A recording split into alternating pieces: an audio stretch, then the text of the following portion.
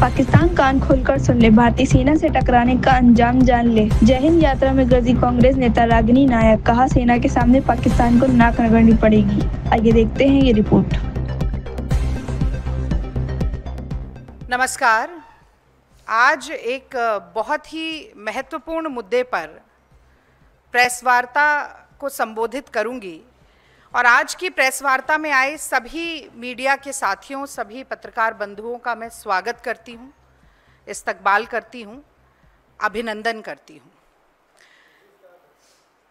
जो संवेदनशील समय आज देश में है, मुझे लगता है कि आज की प्रेस वार्ता की शुरुआत इन पंक्तियों के साथ करना लाजमी होगा कि मन समर्पित, तन समर्पित और ये जीवन समर्पित, चाहता हूं देश की धरती तुझे कुछ और भी दूं। माँ तुम्हारा ऋण बहुत है, मैं अकिंचन, किंतु इतना कर रहा फिर भी निवेदन, थाल में लाऊं सजाकर भाल जब मैं, स्वीकार कर लेना दया कर ये निवेदन। मान अर्पित, प्राण अर्पित, रक्त का कण कण समर्पित, चाहता हूं देश की धरती तुझे कुछ और भी दूं। अपना सर्वस्व न्यौछावर करके देश प्रेम और देशभक्ति की भावना से ओतप्रोत भारत की जल, थल और वायु सेना लगातार शौर्य, साहस और पराक्रम में नए मानक स्थापित करती जा रही है। और आज ये प्रेस वार्ता करते हुए मैं बहुत गर्वान्वित महसूस कर रही हूं कि ऑपरेशन सिंदूर इस बात का प्रत्यक्ष प्रमाण है। पहलगाम हमले के बाद पाकिस्तान की ईंट का जवाब पत्थर से देने के लिए, पाकिस्तान के दांत खट्टे करने के लिए, पाकिस्तान की नाक में नकेल डालने के लिए, पाकिस्तान के आतंकी ठिकानों को, एयर डिफेंस सिस्टम को, F-16 जैसे जेट्स को और पाकिस्तान के तमाम नापाक इरादों और मंसूबों को नेस्तनाबूद करने के लिए भारत की सेना की जितनी प्रशंसा की जाए, जितनी तारीफ की जाए, मैं समझती हूं कि वो कम है। और इसीलिए आज की बात मैं अपनी सेना के आगे हाथ जोड़कर, शीश नमन करके शुरू करना चाहती हूं। और मैं कहना चाहती हूं अपने देश की सेना से कि आज हम सब निश्चिंत होकर रात को इसीलिए सो पा रहे हैं क्योंकि आप हमारी रक्षा के लिए, हमारे देश की अखंडता, संप्रभुता की रक्षा के लिए अंगद की तरह पैर जमाकर सीमा पर खड़े हुए हैं। आपके जज्बे को, आपके जुनून को, आपके जोश को मैं लाखों सलाम करती हूं।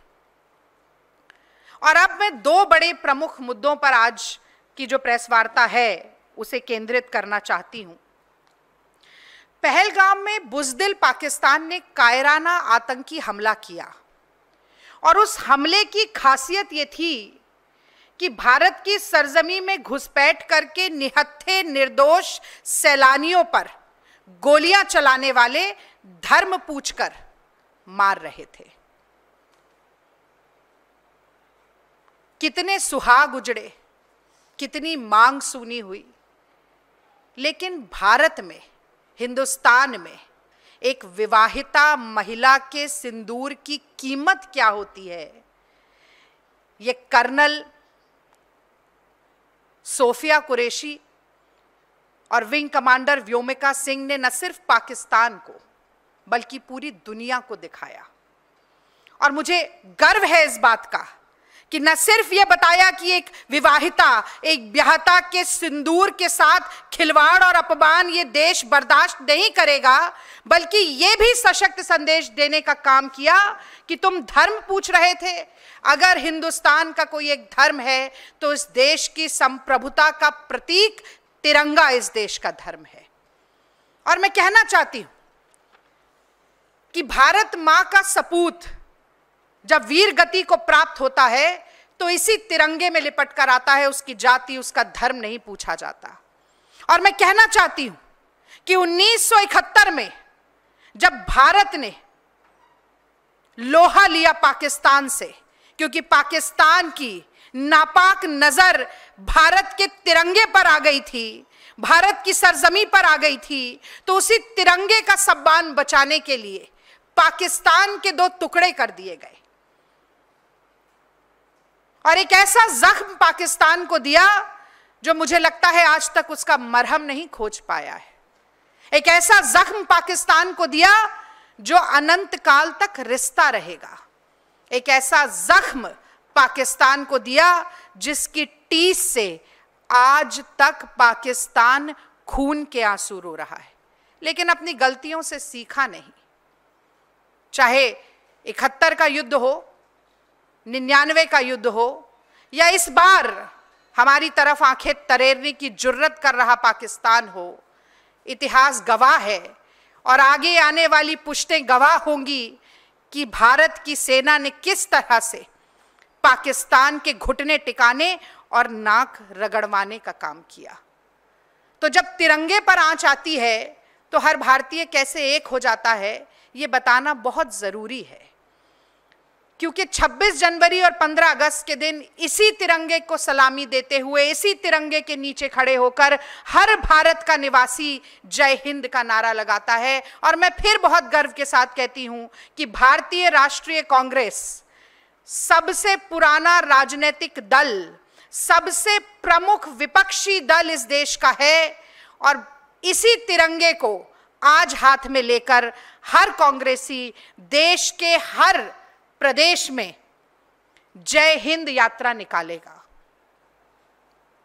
जय हिंद यात्रा क्यों जरूरी है, यह भी मैं आपको बताना चाहती हूं। जैसा कि आप सब लोग जानते ही हैं कि भारतीय राष्ट्रीय कांग्रेस ने यह स्पष्ट किया कि यह समय किसी भी तरह की दलगत राजनीति का समय नहीं है। और हम सिर्फ कहते नहीं हैं, हमारी कथनी और करनी बराबर होती है, उसके बीच में लेश मात्र का फर्क नहीं है। कांग्रेस पार्टी ने पूरे देश में अपना हर राजनीतिक कार्यक्रम स्थगित किया, लेकिन हां, हमने ये प्रण किया कि हम जय हिंद यात्रा जरूर निकालेंगे।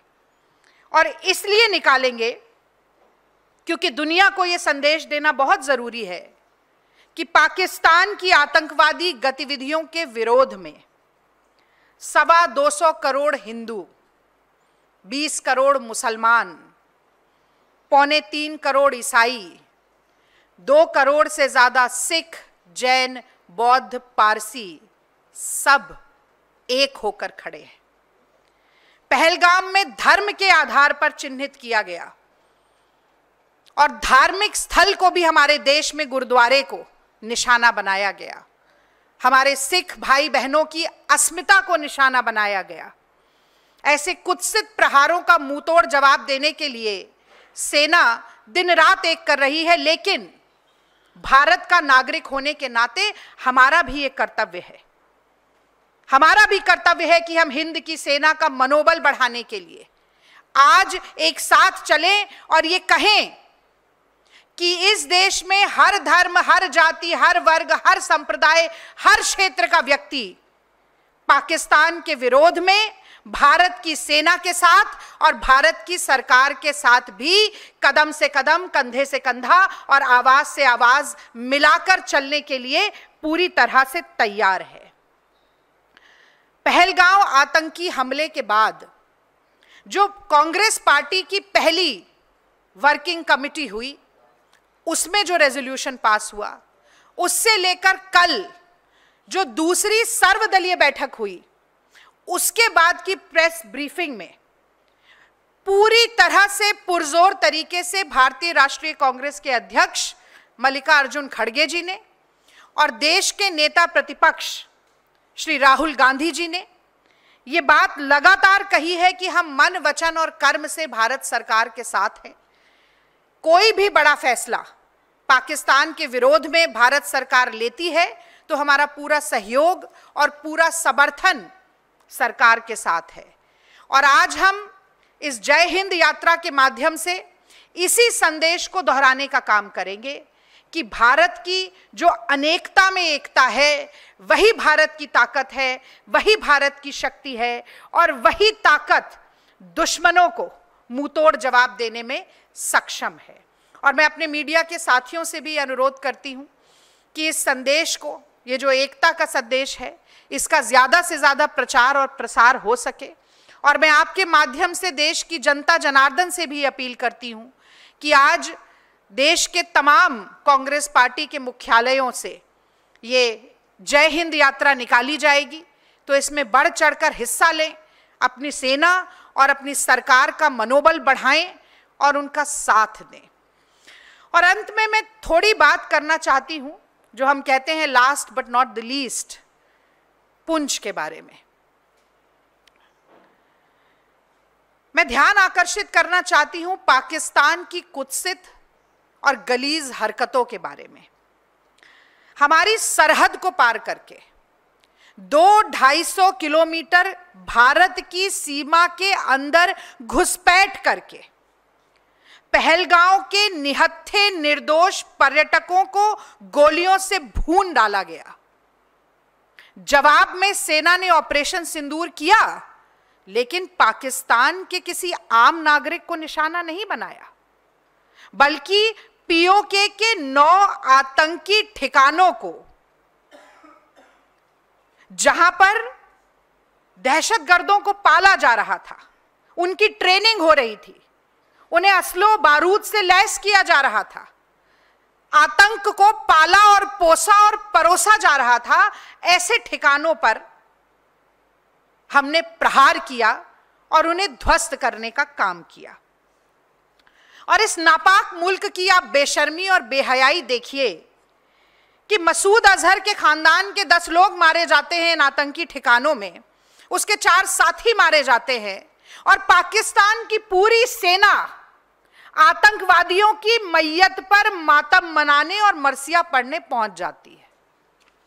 इनकी बेशर्मी और बेहयाई देखिए कि स्टेट फ्यूनरल दिया जाता है आतंकवादियों को, और मैं समझती हूं कि यही करना अपने आप में संपूर्ण सबूत है that Pakistan is a terror state. लेकिन इस पर भी पाकिस्तान रुकता नहीं है।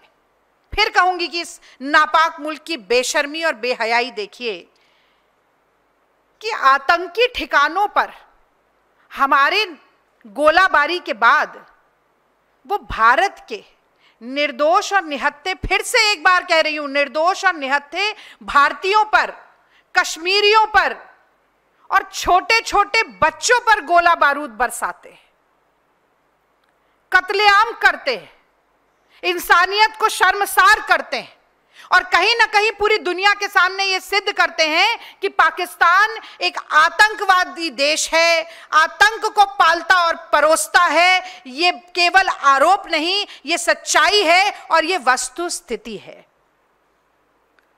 और मैं ये भी कहना चाहती हूं कि बार बार